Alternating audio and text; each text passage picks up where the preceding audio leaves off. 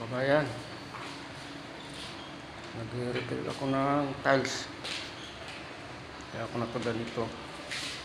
Kaya tayo may ganito kasi protection yun sa tainga. Wala tayong maririnig na tunog ng grinder. Ito, pakita ko sa inyo ni-repair ko, kabayan. So, puro gapak. Adhesive na. Gapak pa.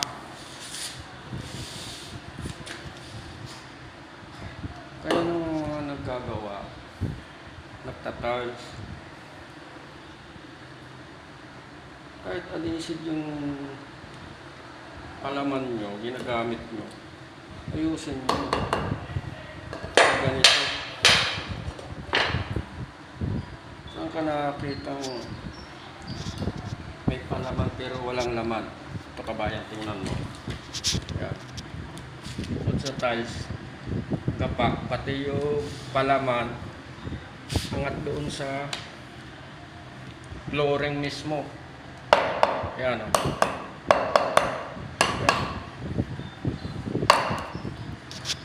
Ang ganyan doon. Doon. Ganyan doon. Ganyan doon. Doon. Ganyan doon. Ito. Wala kang matutok-tok dyan na hindi gapak. Yan o. Papunta yan doon. Doon, ganyan doon. Ganyan doon. Yan. Puro adhesive ginamit dyan. Pero puro gapak. May tile spray sa lababo. Nabubunot. Ang tile spray, kung may palaman yan, hindi yan nabubunot. Matatanggal lang yan pag tinipak mo yung tiles. Yan. Puro adhesive yan. Puro kapak. Sini nga. At yan. Bago kong extra sa pag-tiles, repair lang pala yan.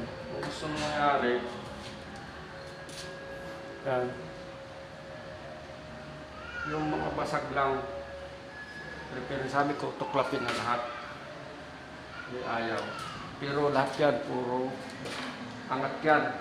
Puro gapak. Wala kang matutok-tok dyan na may laman. Subukan mo, kabayan.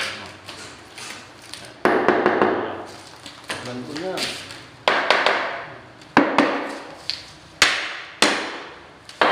Kahit adhesive ang ginamit,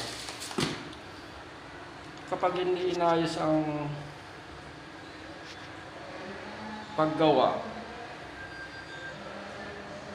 wala rin yung tibay. Yung mga nagtatiles naman, kahit anong trabaho, samahan ng pagmamahal yung paggagawa. Hindi ganito para matuwa naman yung nagpagawa sa inyo. Ang ganyan doon. Yung mga bayan. Pati yung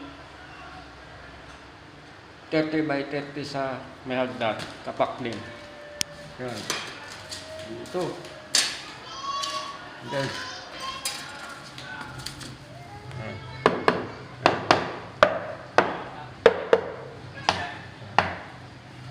yan.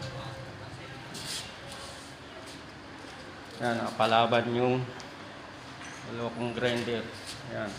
Yung pa isa. Yan. Yan.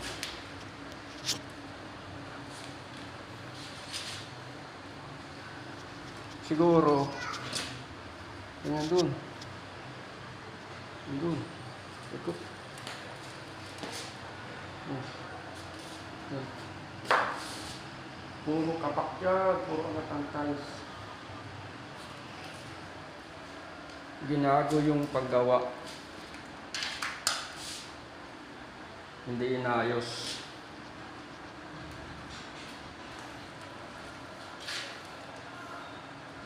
Ako naman hindi nagmamarunong, kaya lang ayusin yung pagtrabaho.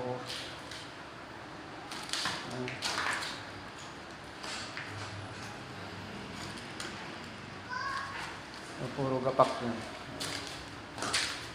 Ito lang si Arang hindi. Ito. Buo. Ha?